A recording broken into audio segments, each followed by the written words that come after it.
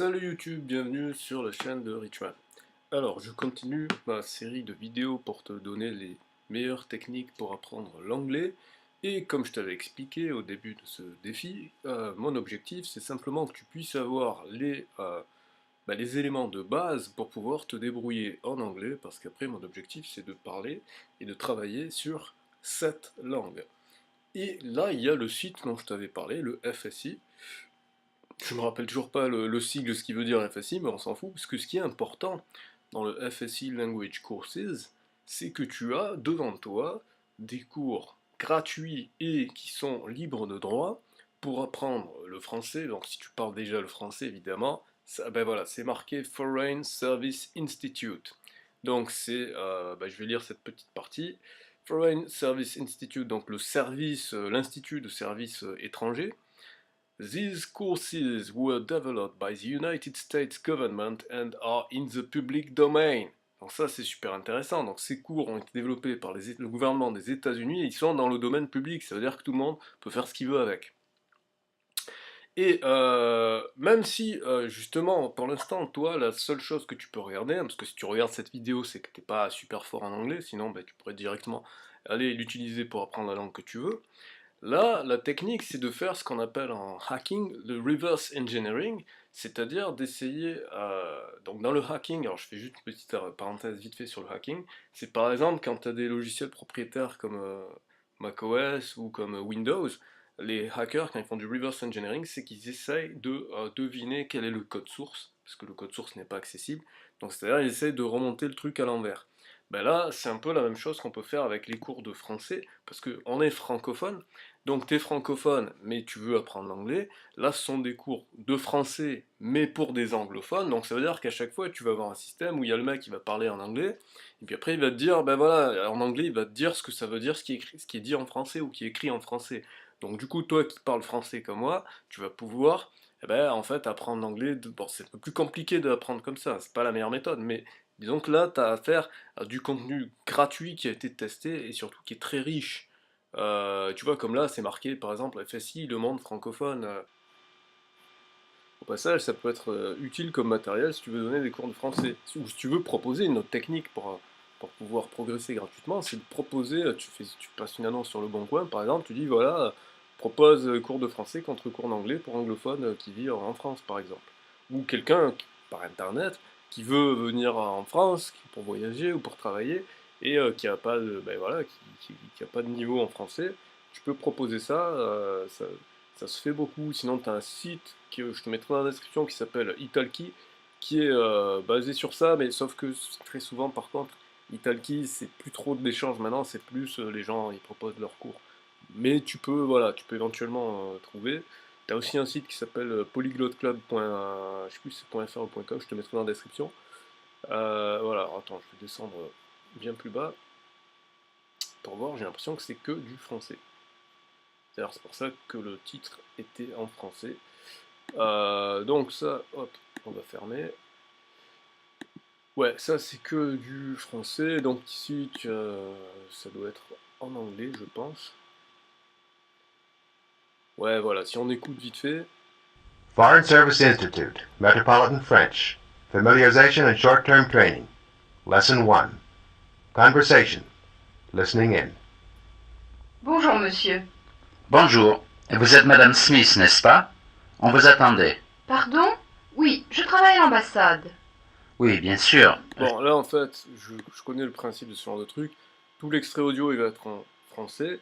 Et après, tu dois avoir sur le truc de texte des questions qui doivent être en anglais, je suppose. Donc c'est une technique, hein. Honnêtement, j'ai pas testé cette technique. Je sais pas si c'est efficace ou pas. Mais c'est toujours pour continuer la série des gratuits. Donc ouais, je fais graduellement, je te montre au fur et à mesure toutes les techniques qui sont gratuites. Et bien évidemment, après, je vais te montrer des techniques qui sont payantes et qui sont généralement plus efficaces. Mais il y a quand même beaucoup de ressources. En fait, je pense que ça c'est mon petit théorème à moi, mais que tu peux résumer le truc en disant que ben, au moins si ta méthode est onéreuse financièrement, au plus elle va être onéreuse en termes de temps et de motivation et de volonté. Ça veut dire que si tu travailles sur ta motivation et ta volonté, bah, tu peux travailler la langue quasiment gratuitement. Voilà, et là, tu vois, là, par contre, tu vois, c'est écrit en anglais. Voilà, et tu as donc, tu vas avoir, attends, je vais attendre de charger, parce que c'est vrai que c'est assez lent, il y a quand même 625 pages, hein.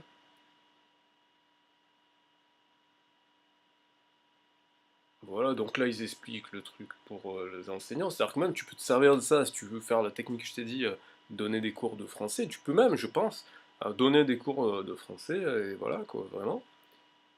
Moi, je l'ai déjà fait avec des Italiens, des Canadiens, enfin des Italiennes et une Canadienne. Bref, euh, ok, bon là, tout est écrit en anglais. Voilà, et là, tu as des échantillons du dialogue qu'on a entendu en français, mais là, il est en anglais. Donc, tu peux essayer d'isoler les parties du dialogue qui ont été retranscrites ici, et donc, du coup, avoir une traduction. Voilà. Donc, voilà, il y a du matériel, tu as largement de quoi, enfin, c'est-à-dire que tu as un cours complet, quoi. Et puis, tu regardes là, tu as 40 extraits audio, euh, puis donc là, tu peux tout télécharger, bien entendu, puis tu as les autres trucs, basiques, machin. Euh, bon, tu as quand même pas mal de trucs, tu as beaucoup de ressources. Voilà. Donc le FSI, c'est vraiment un site que je te recommande. Et c'est aussi une sorte de ligne de mire pour avoir un objectif, parce que c'est important d'avoir un objectif quand tu apprends une langue. Donc je te disais, l'anglais, c'est la porte ouverte vers tout ce à quoi tu peux avoir accès. Alors, comme je te l'ai dit aussi, alors du coup, hop, j'ai changé, hop, voilà, je reviens là. Ça, c'est rien à voir. Euh, je vais revenir là. Là, je vais te montrer une liste qui a été faite par Fabien Olicard. Je te mettrai un lien dans la description vers sa vidéo qui est très intéressante. C'est pas lui qui a fait cette liste en fait, c'est lui qui me l'a fait découvrir dans sa vidéo parce que il a récupéré en fait des données. Mais d'ailleurs, il n'a pas mis le lien dans sa description. Donc Fabien, si tu vois cette vidéo, merci pour ta vidéo, mais ce serait super cool si tu pouvais mettre les sources qui t'ont permis de recueillir cette étude qui dit que il y a une liste de 100 mots qui apparaissent dans 50% des conversations de quasiment toutes les langues, qui a été faite par des linguistes en fait. C'est ça qu'il dit dans sa vidéo. Donc comme il n'a pas mis les sources, je suis un peu tributaire de ça. Mais bon, je me suis dit, c'est toujours bon à prendre. Et lui donne la liste en français par ordre alphabétique français. Moi, ce que j'ai fait, c'est que du coup, j'ai retranscrit la liste, mais j'ai fait la traduction en anglais, et avec toujours le lien vers Word Reference, pour montrer aussi que Word Reference, ça sert dans ce sens-là, du français vers l'anglais. Tu as la phonétique, et tu as les différentes propositions possibles, c'est-à-dire par exemple, là c'était A avec accent, et tu as évidemment les déclinaisons A, O, AUX, et tu as donc les différentes réponses possibles en anglais, parce que c'est souvent le cas en traduction, tu peux pas te contenter de juste un mot. Donc là par exemple, tu as at, to, in, et tu as des exemples. Alors là par contre, du coup, c'est en français, mais ce que tu peux faire après, par exemple, c'est que tu ouvres un autre onglet sur Word Reference, et à ce moment-là, tu le mets en mode anglais-français, English-French, et tu mets le truc. Donc par exemple, tu mets at. Et là, à ce moment-là, tu vas avoir des exemples en anglais, etc. Donc tu as cette liste comme ça des 100 mots qui vont te permettre d'avoir plus de 100 mots en anglais en fait.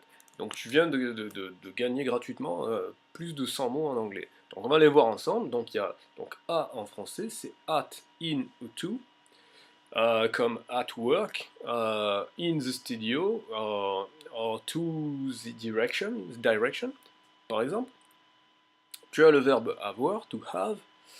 Tu as le verbe aimer, que nous en français on a juste aimé, mais eux ils ont deux verbes, parce qu'ils ont aimé, comme par exemple, ah je t'aime bien toi, ou j'aime bien le chocolat, ou j'aime bien le cinéma, donc c'est to like. Et tu as aimé l'amour de ma vie, to love. Tu as alors, qui peut avoir plusieurs sens en français, et qui en anglais va être défini par plusieurs mots différents, comme par exemple then, si tu as fait un peu d'informatique, tu sais que très souvent il y a ce qu'on appelle les structures conditionnelles, if, then, else. Si tu t'intéresses à l'informatique, je te mettrai un lien dans la description, j'ai une chaîne où je parle que d'informatique, et une autre chaîne où j'ai fait un défi le mois dernier, concernant des langages de programmation, donc si ça t'intéresse, je te mets les liens dans la description. Donc zen ça veut dire alors, mais ça peut vouloir dire aussi alors, mais ouais, et alors et après. Euh, et ok, il y a aussi so, pour justement quand tu dis yeah, you said that, so that means something, ça veut dire tu as dit ça, alors ça entraîne ceci. Et well, parfois, ça peut être. Parfois, on peut dire well pour dire alors. Enfin, well, alors. Et ça va être parfois mélangé, ça va être so well. Voilà. Ensuite, il y a le mot ami, qui est friend, donc ça, je pense que tu connais. Tu as après, qui est after ou afterwards, ou next. Next, qui veut dire aussi le prochain. Mais après, prochain, c'est un peu la même racine. Tu as au revoir qui est goodbye. Par contre, goodbye, il y a un E. J'ai oublié là, ici. Tu as aussi, alors aussi, il est aussi en trois déclinaisons. Tu as to. Par exemple, tu dis oh, I like to learn English. Et moi, je peux répondre yeah, me too. Ouais, moi aussi. J'aime apprendre l'anglais. Et, oh, ouais, moi aussi. Euh, Tu as also, alors, I like to learn English, and I can say that I'm quite good at it, but I'm also interesting about computer science. Donc tu veux dire, voilà, j'aime bien apprendre l'anglais, je peux dire que je suis plutôt bon, et j'aime aussi, je m'intéresse aussi à l'informatique. Après tu as autre, donc autre, tu as plusieurs sens, tu as another. Another, ça peut être parfois vu comme la contraction de an, l'article, et other. Donc tu as other aussi, et puis tu as alternative. Donc c'est voilà, c'est autre. Après tu as avant. Alors avant aussi, tu as plusieurs déclinaisons, tu en as trois. Tu as before, mais tu as aussi earlier than. Alors early, c'est tôt, ça peut être précoce. Earlier, c'est la construction des comparatifs pour ajouter des ER. Comme par exemple dans alors, je cherche un exemple simple. Par exemple, oui, si tu dis que tu as la chance, lucky, et que tu es plus chanceux, luckier. Euh, Par exemple, si tu dis que tu vas vite, you go fast, et tu veux dire à quelqu'un, va encore plus vite, tu vas lui dire go faster. Voilà, donc quand tu rajoutes ER, ça fait ce qu'on appelle un comparatif, ça veut dire plus que. Et donc, earlier, ça veut dire plus tôt c'est avant.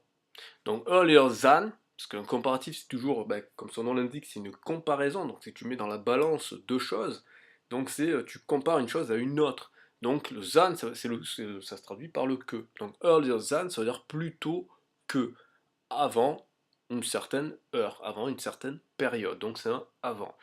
Sooner than, soon ça veut dire par exemple quand tu vois les bandes annonces de films, ils te disent coming soon. Ça veut dire ça va arriver bientôt. Bientôt. Soon, c'est tôt, en fait. Et sooner, c'est encore un comparatif.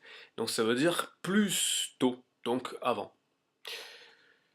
Avec, c'est with. Tu as aussi within, en fait, que tu peux rajouter. Donc ça, c'était pour les A.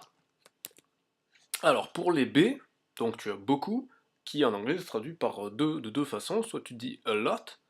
I have a lot of say to do. I have a lot of work to present you. Donc j'ai beaucoup de choses à faire, j'ai beaucoup de mots à vous présenter. Et tu peux dire aussi very much, comme par exemple dans thank you very much. Merci beaucoup. Ensuite tu as bon. Bon c'est good, comme le bon, la brute et le truand. The good, the... Ah, je me rappelle plus, la brute. Comment est-ce que on dit la brute, the rough, the rude, oh.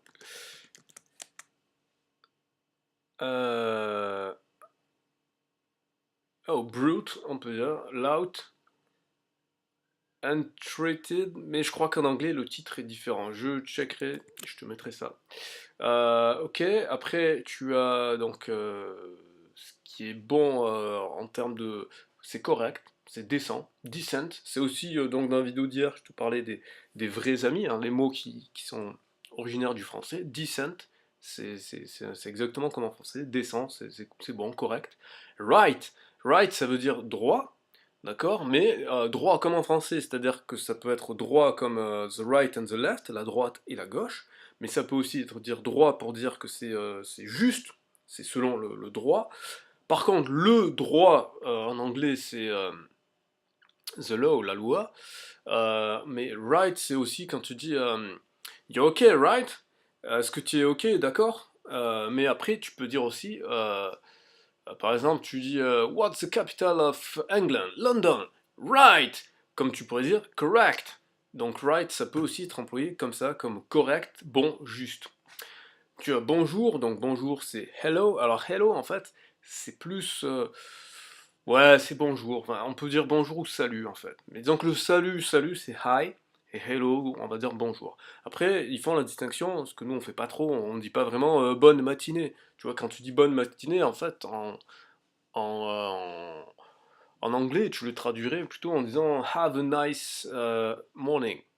D'accord? Parce que en fait, quand on dit bonne journée à quelqu'un en français, en, en anglais, en fait, c'est à l'impératif, c'est et une bonne journée. Have a nice day. Have a good day. Donc c'est une injonction, c'est un impératif. Et donc du coup, eux, ils font une distinction entre bonjour le matin, donc good morning, littéralement bonne matinée, enfin bon matin, et bonjour l'après-midi, good afternoon.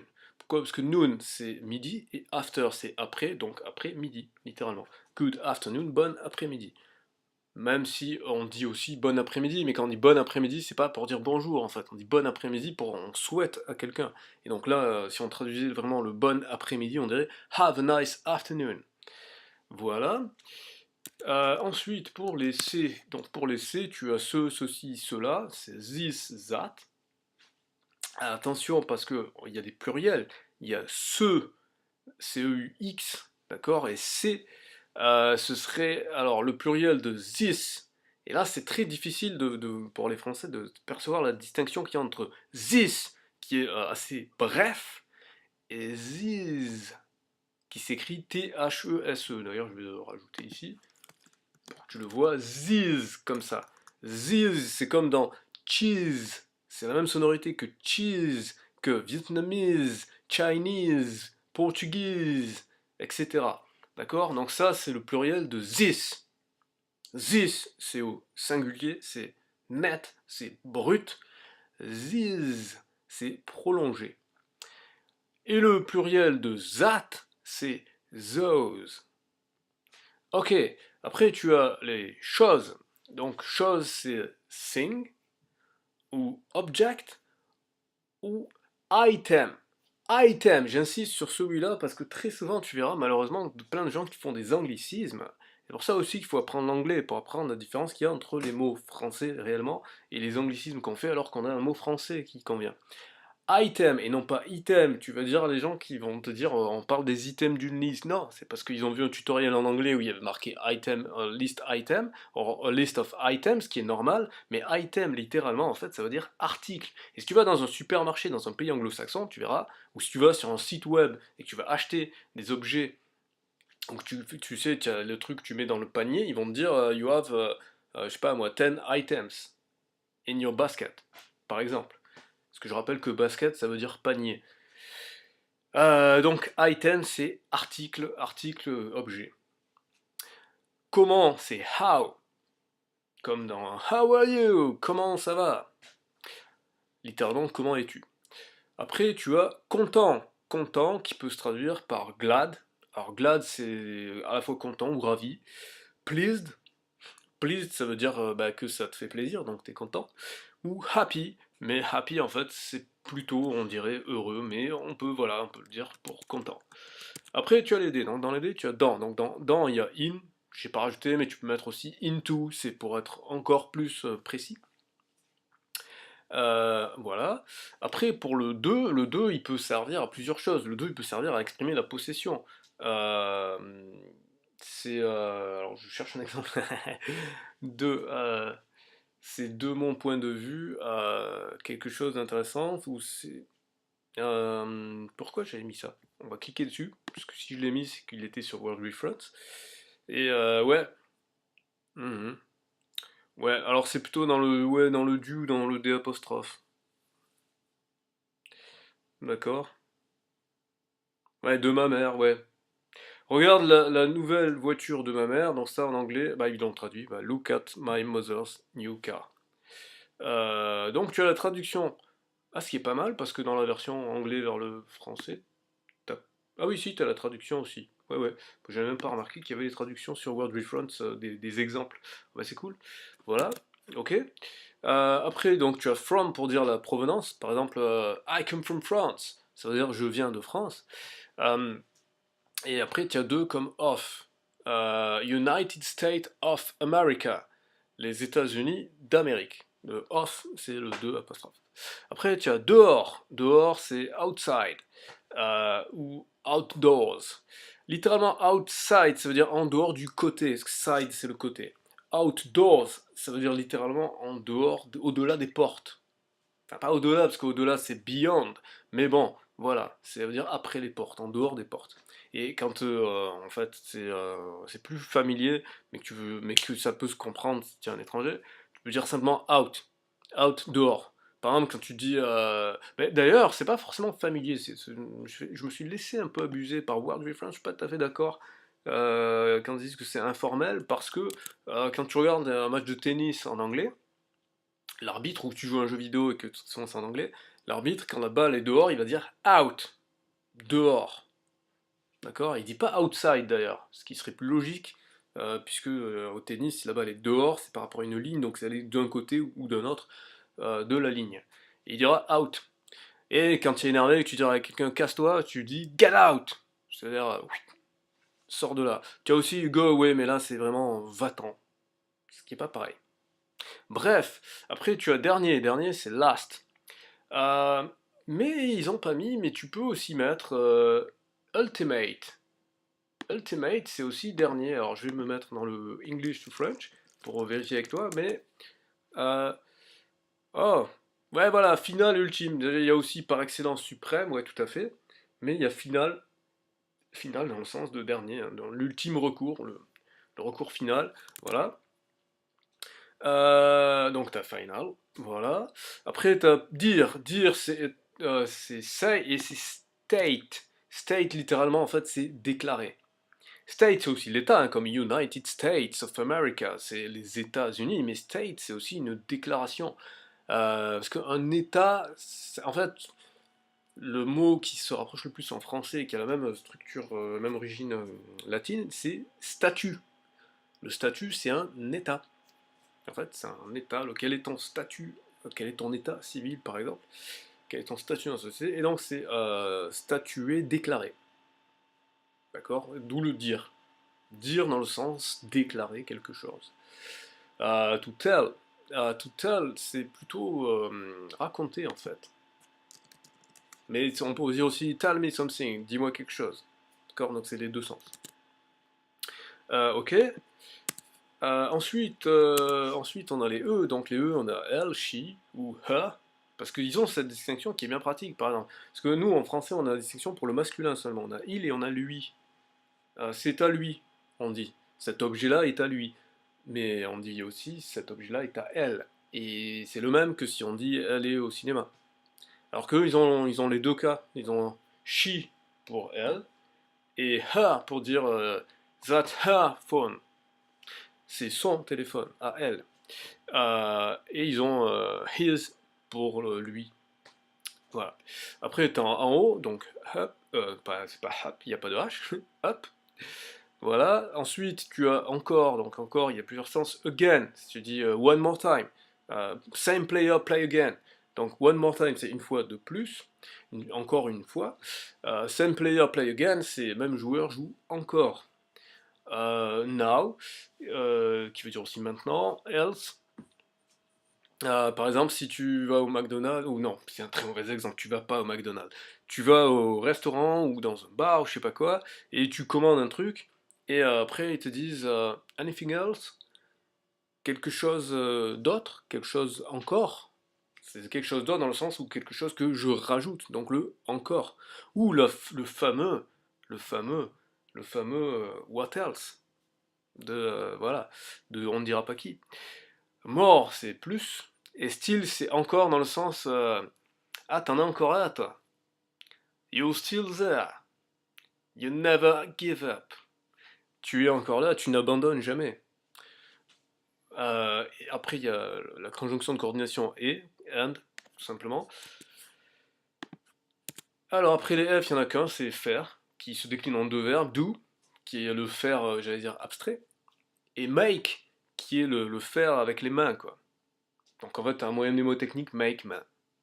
Donc make, c'est ce que, c'est à la mode, c'est les mecs qui disent les makers, c'est les mecs qui vont dans les Fab Labs et qui construisent des objets, par exemple, avec de la robotique, avec des cartes Arduino ou Raspberry Pi, par exemple. Voilà.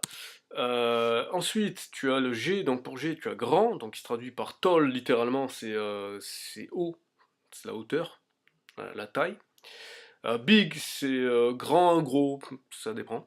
Large, par contre, c'est un faux ami, contrairement à ce qu'on pense, large, c'est uniquement pour grand, d'accord? C'est pas gros, c'est pas large, large, c'est wide. Et puis tu as les gens, people. Alors attention, parce qu'on dit one person, two people. C'est ça la subtilité. Après, tu as ici, donc here. There, alors there, si on veut être plus précis, there, c'est plutôt là. Mais honnêtement, en français, je sais pas trop quelle est la différence entre ici et là. Enfin, si, on va dire que ici, c'est à l'endroit où tu es, et là, c'est quand tu désignes un endroit. Mais bon, on dit bien est-ce que t'es là ou est-ce que t'es pas là. Donc, c'est assez. Voilà.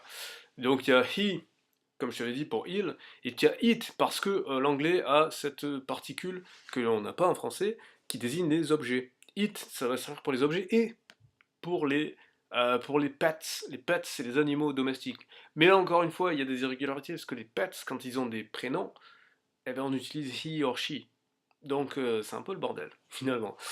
Voilà. Donc, it, mais par contre, si tu parles d'un téléphone, tu vas pas lui donner un sexe, donc tu vas dire it, euh, its phone, voilà. Ou par exemple, dans un truc abstrait, just say it, dis-le. Ou par exemple, le fameux just do it, juste fais-le. Après, il y a il y a. Alors, il y a, ils font une distinction entre le il y a un objet, il y a deux objets. Il y a un objet, c'est there is, il y a deux objets, there are. Après, il y a le jeu qui a un I avec une majuscule toujours, hein, ça c'est. Voilà. Donc en anglais, c'est obligatoire de mettre une majuscule pour le I de I. Alors après, tu as le et la qui s'utilisent pareil. Le the ne permet pas de savoir si c'est masculin ou féminin. On dira the boy, the girl, the man, the woman. Alors le the, il est chiant à prononcer, parce que des fois c'est un the, des fois c'est un z. The end, par exemple. The United States of America, par exemple. Bref, après tu as leur. Leur, c'est their ou them. Dites-leur, tell them. Leur maison, their house. Voilà, donc deux exemples comme ça. Après, tu as les M. Alors, dans les M, tu as mais, donc la conjonction de coordination, but. Tu as même dans le sens hey, on a le même accent. We've got the same accent. Mais tu as ah ouais, même si tu dis que even if you say that voilà. Donc tu as deux sens de même et donc du coup tu as deux mots différents. Après, tu as merci. Donc merci, tu as deux façons. Tu as thank you, quand tu veux vraiment insister sur le you, sur la personne. Et tu as le thanks, qui est une version short, impersonnelle. Après, tu as moi. Donc tu peux dire personally, ou me, ou myself. Après, tu as le possessif, moi, qui là aussi n'est pas sexué. Donc du coup, tu peux mettre my, tout simplement. Et c'est la fin pour les M. Après, on arrive au N. Donc le N, il y a le ne de la négation. En fait, c'est ne pas, et c'est not. D'accord? You're not an English native speaker. Vous n'êtes pas un locuteur anglais natif. Vous n'êtes pas un anglophone natif. Après, tu as non, qui est tout simplement no. Après, tu as notre, qui peut être hour ou hour ou hours. À ne pas confondre avec hours, qui sont les heures. Alors, le H, faut faire gaffe, parce que du coup, quand on fait beaucoup gaffe au H, des fois après on dit des H quand il n'y en a pas, et il faut pas les dire quand il n'y en a pas. Donc là, c'est our, ours, qui veut dire notre. Donc par exemple, that's our country, that's ours friends. D'accord? Donc il y a un S quand il y a les pluriels. Après, il y a nous. Nous, c'est we. We are the champion, par exemple. Et let's talk about us. Parlons de nous, us. Ok, donc il y a we et il y a us. Il y a nouveau, donc nouveau, il y en a plusieurs. Il y a new, comme dans les news, les nouvelles. Il y a modern, bon bah, comme moderne. Et là, latest. Latest, c'est par exemple le dernier cri, le latest, le dernier, le nouveau. Voilà. Après, on a les O. Donc les O, pour oui, il y a yes. Il y a yeah, mais yes c'est familier en fait. Mais dans le langage parlé, il est très souvent utilisé. Après, tu as ou, donc ou tu as or, ou tu as otherwise. Otherwise qui littéralement veut dire autrement. Après, tu as le ou avec l'accent qui est where. Alors pour les P, tu as par-dessus, c'est over. Parce que, because, as. Par exemple, tu peux dire as you can see, comme tu peux voir, ou parce que tu peux voir. Voilà. Tu as since. Since, c'est plutôt puisque. Ça peut aussi vouloir dire depuis. Par exemple, tu verras souvent sur les marques, ils vont mettre since telle année, fabricant de chaussures depuis 1870. Enfin, j'en sais rien, c'est une connerie comme ça. Shoemaker since 1870. Bon, ça c'est since depuis. Le since, since you live in France, I guess you speak French. Puisque, parce que tu habites en France, je devine que tu parles français. Après, il y a le verbe penser, to think. Think about it. Pense-y. Après, il y a petit. Alors, petit, small, ça va être le contraire de tall. D'accord? Little, ça va être le contraire de big. Et short, ça va être le contraire de long. Et je sais plus le troisième que j'avais mis large. Ouais, ouais, et c'est pas pareil. Ok.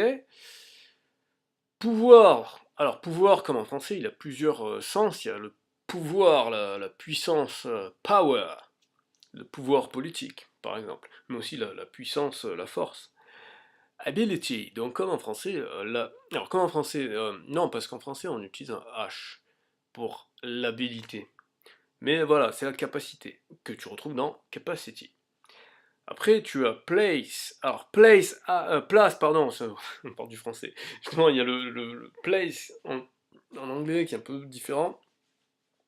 C'est-à-dire la place, c'est la place, l'espace que tu prends, donc justement l'espace space. Place, alors place, ils l'ont mis, hein, c'est Word Reference, hein, parce qu'à chaque fois j'ai pris les traductions de Word Reference, mais je suis pas tout à fait d'accord avec ce place, parce que place, en fait, c'est un lieu, en fait. La traduction de place, c'est lieu, d'accord? Mais effectivement, tu peux dire put this in this place, ouais. Mais tu vois, ils ont mis lieu de rangement quand même. Voilà. Il y a la place, oui, voilà, c'est dans ce sens de, il y a la place de le faire entrer, c'est plutôt dans ce sens-là. D'accord? Parce qu'une place, c'est pas a place. A place, c'est un endroit, un lieu. Après, tu as rank, quand tu considères la place, mais quelle est ta place au classement général? Voilà, ça c'est rank. Rank, c'est la place au classement général. Après, tu as plupart. La plupart des Américains sont gros. Most of Americans are fat. Are you sure? Êtes-vous sûr? C'est pas tout à fait sûr. Bref, après tu as plus. Donc plus c'est more. Mais tu as, comme j'avais dit, tu as les comparatifs avec les ER. Alors tu en as certains qui sont irréguliers. Par exemple, le comparatif de good, good c'est bon. Eh ben, le comparatif c'est not, c'est pas gooder. Non, ça marche pas, ça n'existe pas. C'est better.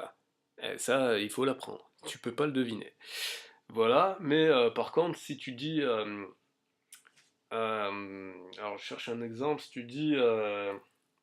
You're tall, but this guy is taller than you. Donc, tu es grand, mais ce gars est plus grand que toi. Taller. tu vois, tu as les tall, c'était grand, et tu mets taller, donc il se dit taller, et donc du coup, ça fait plus grand. Après, tu as pour, c'est, ça peut être to, ou ça peut être for. Alors par exemple, si tu dis si tu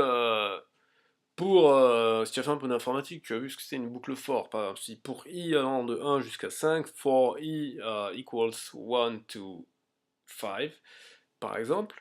Mais tu peux dire, est-ce que tu vas voter pour tel candidat? Are you voting for this candidate? Donc voilà, est-ce que tu vas voter pour ce candidat? Mais pour expliquer ce que je veux te dire, to explain what I want to say to you, ok? To explain, pour t'expliquer. Voilà, donc je t'ai montré des exemples avec to et avec for. Après, il y a pourquoi. Alors pourquoi, c'est why. Par exemple, mais pourquoi tu veux apprendre l'anglais? Why do you want to learn English? Why not? Et par exemple, tu peux aussi dire, mais what for? Par exemple, tu dis, let's go to this cinema. What for? I prefer this one. Voilà, donc what for, why, c'est à peu près la même chose. Après, tu as premier. Alors premier, comme en français, il peut avoir plusieurs significations. Il peut avoir une signification, hey, je suis arrivé premier. Donc dans ce cas-là, ce sera first. Mais premier, ça peut aussi vouloir dire premier dans le sens de primaire, primitif. Donc dans ce cas-là, ça sera primary. Les premiers hommes, par exemple. Mais premier, ça peut aussi vouloir dire dans le sens de principal. C'est l'argument premier. Main. Main, c'est principal. Mais premier, ça peut aussi vouloir dire, comme par exemple en théorie des nombres, les nombres premiers, c'est-à-dire les nombres qui n'ont pas d'autre diviseur que eux-mêmes, et ben on appellerait ça les prime numbers. Après, tu as presque, et donc dans ce cas-là, tu en as deux, tu as almost. Donc, your level in English is almost good. Ton niveau d'anglais est presque bon. Oh, you failed to reach your goal, but you were nearly to reach it. Donc tu as échoué à atteindre ton objectif, mais tu étais proche d'y arriver. Nearly, near c'est proche, nearly c'est presque. Ok. Ensuite, tu as donc les Q. Il y a des blagues qui vont sortir. Donc tu as quand. Donc quand c'est when. D'accord. Et ça peut être aussi what time. Après tu as que. Et ça va être what. So what. Après tu as quel. Ça va être which ou what. Parce que what en fait il est un peu passe-partout. Après tu as quelque. Alors quelque, j'insiste sur ça parce que je le vois toujours très mal orthographié un peu partout. Quelque, c'est différent de quel et plus loin que. D'accord? Quelque, c'est en un seul mot. Et donc, quelque, ça veut dire un petit peu. Donc, tu as some, qui veut aussi dire certain, mais certain, ça veut dire une partie, d'accord? Tu as a little, littéralement un peu. Et a few. Alors, a few, c'est un peu, mais quand c'est numéraire, c'est-à-dire qu'on peut le compter. Par exemple, how many oranges have you got in your bag? I've got few oranges, I don't know precisely how many. Donc, combien d'oranges as-tu dans ton sac? J'en ai quelques-unes, mais je sais pas précisément combien. Quelquefois, ben voilà, c'est la construction. Time, c'est fois.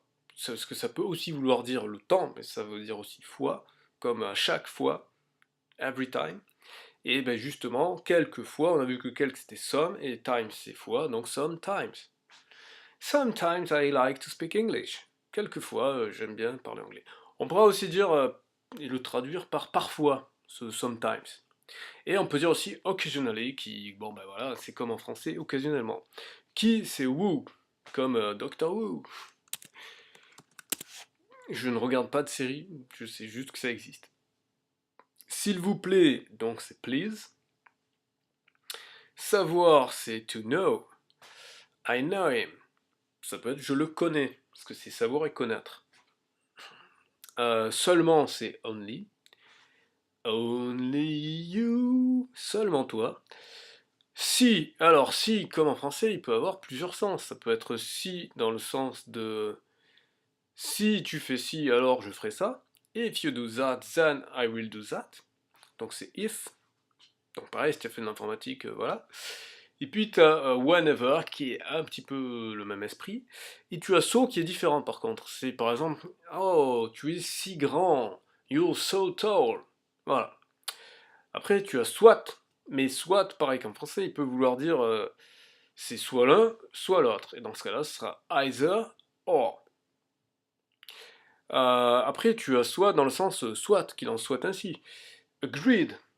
To agree, c'est s'accorder, être d'accord. So be it, qu'il en soit ainsi. Sous, sous, non pas les sous, mais en dessous. Under ou below. Et après, tu as souvent, often, ou frequently, or usually. Et tu as sur, par-dessus quelque chose, donc c'est on ou along. Ok, ensuite tu as les T, comme tel, le tel père, tel fils, such a, et such tout seul. Ou tu as such as, mais such as c'est plutôt tel que. Après tu as téléphone, bah téléphone, ou raccourci en phone. Tu as le temps, qui est time. Time is money, le temps c'est de l'argent. Après il y a le possessif, ton. You, mais ton en français ça peut aussi vouloir dire le ton de la voix. Dans ce cas-là, ce sera tone. D'ailleurs, ringtone, c'est les sonneries. Toujours, always, si t'as déjà acheté des serviettes hygiéniques pour ta meuf, bah, tu sais qu'il y a une marque qui s'appelle Always, et qui veut dire toujours. Voilà, et puis après, tu as still, comme je disais tout à l'heure, non, encore, t'es encore là, mais quand on dit t'es encore là, on peut dire aussi, mais t'es toujours là. Et voilà, bah, c'est exactement ça. Still, c'est le you're still there. T'es encore là, t'es toujours là. Voilà. Ou alors, voilà. Tous, c'est all ou every. Et si tu veux préciser que c'est les gens, tu peux dire everybody. Mais everybody sera plutôt tout le monde quand même. Après, tu as très, very. Puis tu as trouver, to find, or to get. Alors to get, littéralement, c'est plutôt obtenir. Donc c'est pas vraiment... Enfin, voilà. Après, tu as tu qui est you, parce qu'en anglais, bah, tu et vous, c'est pareil. Après, pour les U, tu as un. Alors, un, tu as soit l'article, qui est soit soit un, ça dépend. Tu dis a player, donc un joueur, but an automobile. C'était pas un bon exemple, parce qu'on dirait plutôt a car. Je cherche un mot qui commence par une voyelle. An obvious question. Une question évidente. Obvious, c'est évident. One, c'est un. One, two, three, four. Utiliser, to use. Employ, employer, utiliser. Et enfin, pour finir, venir. Et donc, c'est to come or to result. This kind of people result from the rise of salary. Ce nombre de personnes vient du fait qu'on a augmenté les salaires. Bref, ici tu as donc la vidéo de Fabien Olicard où il présente sa liste en beaucoup plus rapidement que ce que je l'ai fait, mais sans traduction, bien évidemment. Voilà, je te recommande de la regarder, je te recommande sa chaîne même d'ailleurs, parce que tu apprendras plein de trucs, c'est une chaîne intéressante. Salut, aujourd'hui c'est un masterclass. Merci. Faut qu'il arrête de prendre du café. Pour moi, il est trop speed, ce mec. Mais voilà. Mais j'aime bien ces vidéos, en tout cas. Voilà. Bref, c'est tout pour cette vidéo. Donc, comme d'habitude, si ça t'a plu, bah, tu mets un pouce vers le haut, tu mets un commentaire pour me dire ce que t'as aimé, ce que t'as pas aimé, s'il y a des thèmes que tu voudrais que j'aborde, etc. J'avais dit que je parlerais du Bitcoin dans cette vidéo, mais je me suis dit que finalement, pour rester cohérent avec ce que j'ai dit, qu'il fallait d'abord du vocabulaire, mais que ça pouvait être pas mal de te filer cette liste de vocabulaire, et puis en plus, je trouve que sa liste est très intéressante, si en plus ça a les vertus que ça a. Donc s'il y a des gens qui le connaissent ou pas, qui lui disent de mettre les sources, s'il y a des gens qui connaissent les sources, bah, qui les mettent dans les commentaires, parce que ça m'intéresse. Voilà, de mon côté, j'ai pas non plus fait une grosse recherche pour savoir trop où c'était, mais voilà. C'est tout pour ça. Sinon, comme d'habitude, si tu veux me soutenir, bah, évidemment, t'es le bienvenu. Et voilà, et je te dis à demain pour la prochaine vidéo.